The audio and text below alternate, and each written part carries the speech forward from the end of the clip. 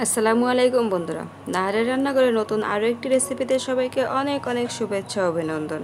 আজ আমি আপনাদের সাথে শেয়ার করব কাঁঠালের বিচির ভর্তা। আজ আমি কাঁঠালের বিচিটা গরুর মাংস দিয়ে ভর্তা বানাবো।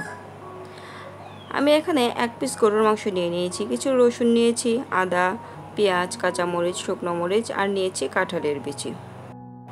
আমি এখানে বড় সাইজের 1 পিস মাংসই নিয়ে নিয়েছি। আপনারা চাইলে আরও বেশি দিয়েও করতে পারেন, তবে কাঁঠালের বিচিটাও কম, তাই আমি গোশের পরিমাণটাও কমই নিয়েছি। প্রথমে আমি বিচিগুলোকে ভালোভাবে সিদ্ধ করে নেব। তাই আমি একটি পাত্রে পানি দিয়ে কাঁঠালের বিচিগুলোকে দিয়ে দিলাম। কাঁঠালের বিচিটা সিদ্ধ হতে 7 থেকে 8 মিনিট অবশ্যই লেগে যাবে। তারপর ঢাকনা দিয়ে ঢেকে কাঁঠালের বিচিটা সিদ্ধ হয়ে আসা আগ পর্যন্ত অপেক্ষা করব। কাঁঠালের বিচিটা সিদ্ধ হয়ে গিয়েছে, এবার এটাকে নামিয়ে চুলায় একটি কড়াই বসিয়ে দিলাম। কড়াইটা ভালোভাবে গরম করে নিয়ে প্রথমে আমি শুকনো মরিচগুলোকে ভেজে নেব।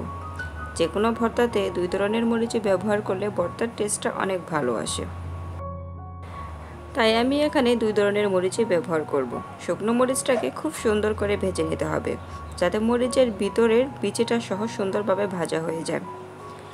শুকনো মরিচটা তুলে রেখে তারপরে এখানে কাঁচামরিচগুলোকেও দিয়ে দিচ্ছি। কাঁচামরিচের গা থেকে প্রথমে পানিটা শুকিয়ে নিয়ে তারপর আমি এখানে তেলটা দেব। কাঁচামরিচের সঙ্গে আমি এখানে আদাটাও দিয়ে দিচ্ছি। যেহেতু আদাটা শক্ত, তাই মরিচের সঙ্গে একটু বেশি পরিমাণে ভেজে নেব। সামান্য পরিমাণে তেল দিয়ে এগুলোকে 50% ভেজে নিয়ে তারপর রসুনটাকেও দিয়ে দিচ্ছি। এবার রসুনটাকেও আরও কিছুটা সময় ভেজে নিয়ে তারপর এখানে আমি পেঁয়াজটা দেব।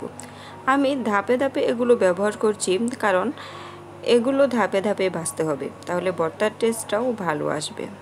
রসুনগুলো যখন কিছুটা ভাজা হয়ে আসবে, সে পর্যায়ে আমি এখানে পেঁয়াজ আর গরুর মাংসটা দিয়ে দিচ্ছি। যেহেতু এই গরুর মাংসটা সিদ্ধ করা ছিল, অর্থাৎ রান্না করা মাংসটা নিয়েছিলাম, না হলে কাঁচা মাংস আরও বেশি সময় ভেজে নিতে হতো। সকল উপকরণ খুব সুন্দর করে ভেজে নিয়ে তুলে নিচ্ছি। তারপর কড়াইয়ে দিয়ে দিচ্ছি আরও কিছুটা তেল। এবার এই তেলে কাঁঠালের বিচিগুলোকেও ভালো করে ভেজে নেব। আমি কাঁঠালের বিচির গা থেকে লাল খোসাটা কিছুটা তুলে নিয়েছি, আর কিছুটা রয়েও গিয়েছে। ভর্তা করার পর এই খোসাটা আর দেখা যাবে না। এই কাঁঠালের বিচিটাকেও এই তেলের সঙ্গে খুব সুন্দর করে ভেজে নিতে হবে। কাঁঠালের বিচির ভর্তা হয়তো এর আগেও খেয়েছেন, তবে এইভাবে গরুর মাংস দিয়ে একদিন ভর্তাটা খাইয়ে দেখবেন। সত্যি সকল ভর্তার টেস্টকে এটি হার মানিয়ে দেবে। সকল উপকরণ ভাজাভাজির কাজ শেষ। এবার এগুলোকে আমি শিলপাটায় বেটে নেব। সকল উপকরণ শিলপাটায় সুন্দর করে বেটে নিয়ে তারপরে দিয়ে দিচ্ছি সরিষার তেল আর পরিমাণ মতো লবণ। তারপর হাত দিয়ে খুব সুন্দর করে মিশিয়ে নিচ্ছি। এগুলো হাত দিয়ে খুব সুন্দরভাবে মেশানো হয়ে গিয়েছে। এবার পরিবেশনের জন্য এগুলোকে আমি ছোট ছোট বল তৈরি করে নেব। আমার আজকের এই কাঁঠালের বিচির ভর্তার রেসিপিটা আপনাদের কাছে কেমন লাগলো সেটা কিন্তু কমেন্ট করে জানাতে ভুলবেন না।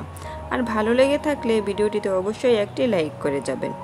আর এরকম সুন্দর সুন্দর রেসিপি পেতে চ্যানেলটি সাবস্ক্রাইব করে পাশে থাকার জন্য অনুরোধ রইল। কাঁঠালের বিচির ভর্তাটা একদমই রেডি। এবার এটা শুধু গরম গরম ভাতের সঙ্গে পরিবেশনের পালা।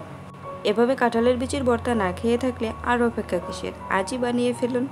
এতটা সময় পাশে থাকার জন্য সবাইকে অনেক অনেক ধন্যবাদ। ফিরে আসবো নতুন কোনো রেসিপি নিয়ে। আল্লাহ হাফেজ।